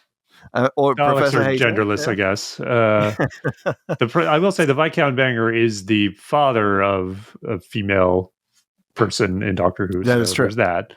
That is true. But fair point. So what do you think? The Lady Cassandra for Doctor Who that's just sort of pretty wallpaper. It concentrates on its beauty and doesn't really mean anything plot wise, but you can have it on in the background. Is this an official rating? You know what? I'm going to pass this one to the fans. Do you guys think we need a 6th rating for Doctor Who as wallpaper? And I'm trying to think how often this would be used. Probably. Well, you did say the mutants could be one of them, so it could be classic or new. If we're allowed to do this, I would like to retroactively change the mutants to a Lady Cassandra. All right. Full to Open fans, let us know. I think this will be our first thread. Yes. Wherever you are, Twitter, Threads, or any other social network, give us a comment on what you think of this new rating and whether we should integrate it in, or if I should simply force Chris to pick something. Just say the Ogron, say the O word. You know what? We had the Professor Hater to fill in a need, a niche. Like I'm not just making these ratings randomly. I'm going to make my case here, but I actually like that we're going to end it on it. We're going to end Pull to Open on a cliffhanger because once again we're showing how dramatic structure works, and I really hope, Chris Chibnall, that you're listening, because the cliffhanger that we've got here of are we going to have a 6th rating or not is more exciting than anything in Legends of the Sea Devils. Makes more sense and has more dramatic structure to it. So there we go. Amen to that. All right. And with that, we're going to close the book on Legend of the Sea Devils and open another book. But which page of that book? It's the book of Doctor Who, the television series. And to find the page, we're going to activate the randomizer. That's right. We're going to flick randomly through the giant book of Doctor Who, pick a random page. We're going to actually close our eyes, and when you, the listener, shout "stop," that's when we stick our finger on a page. No, until we can do that, I'm sure that will be by the end of Pull to Open. In the dim and distant future, we'll be able to have that level of interactivity. We can't right now. So instead of you, dear listener, telling us when to stop and stick our finger on a page, we're going to use a little thing we like to call the executor. Which goes together with the Codex, which is our list of Doctor Who in weirdly non-random order of stories. And the Executor is played by random.org, which has bespoke randomness. It counts the amount of Sea Devils / Silurian spaceships in the atmosphere and gives you a random number based on that. No, it's atoms bouncing around the atmosphere. Better than actual, fake randomness that computers generate with algorithms. So I am at the controls of random.org. Pete has the codex. How many stories are left, sir? Well, there are 212 Doctor Who stories we have not visited. 212. We have reached the New York area code of stories. 212. Wow. Well, now you've just inspired my challenge for the randomizer. Oh, give us a New York story. Give us a New York story. There's been a few. Hey, there we go. Or you know what? Since this will be for our 202nd episode, isn't 202 New Jersey? Ooh, is it? God, I still have my. I've got a cell number. I still have my New York area code, which technically or is it isn't Washington D.C.? Yeah, they have got that completely wrong. I think it is D.C. Yeah, like 973. Well, actually, I think it's a New York one. But anyway, it's not. I don't think it's. Who knew we'd get sucked into area code debates? Anyway, it is not 415 for San Francisco. I'll tell you that. All right, so 212 is the number. That is the max. The min is 1. Min 1 will be on an Earthly Child. Max 202 will be the Power of the Doctor, because we haven't done either of those yet. And all we need now is your challenge for the randomizer, and we can proceed. Yes. So your challenge was give us a New York. Yep. New York, either the setting or mentioned. I'm going to say, because that gave Legend of the Sea Devils gave us such a bad taste in our mouths, let's wash it out with another water-based adventure of some sort. Like, Waters of Mars would have been a good one for this, but Underwater Menace, perhaps? Yeah, give us something watery, or like Under the Lake was a good one. Before there you go. Yeah, that'd be a good one. You like Capaldi, don't you, randomizer? Just something like that. We've already done Fury from the Deep, but yeah, there's so many options still out there. Let's go. I'm all in. I'm what Chris Chibnall was not for Legend of the Sea Devils. I'm all in on the watery stuff. Are you into an episode that the characters just drink a lot of water? Yes, I'll take it. I'll take it. All right. All right, give me a countdown. We'll go there. Here we go. In 4, 3, 2, 1. 184. We're in New Who. We're definitely New Who, and we are at Flatline. Oh, okay.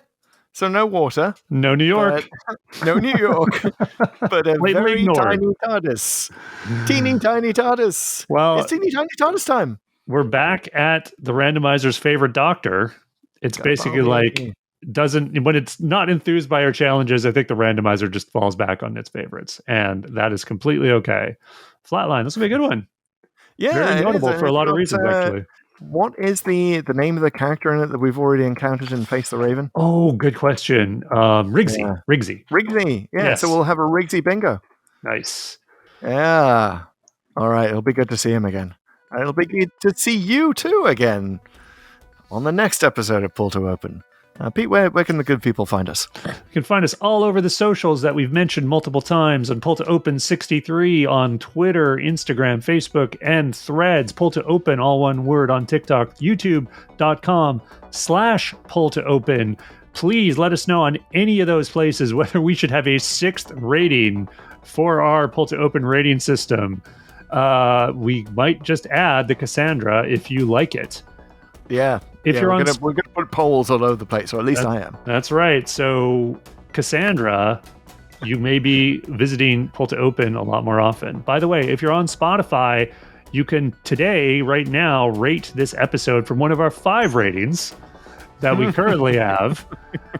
And is it a Professor Hater? Is it an Ogron? Is it a Viscount Banger? I'd be very pleased to hear if anyone really, really liked Legend of the Sea Devils. Yeah. Let us know what you like. And go ahead, if you do leave your rating, you feel free. This is optional. Go to the Q&A feature and just give us a comment as well.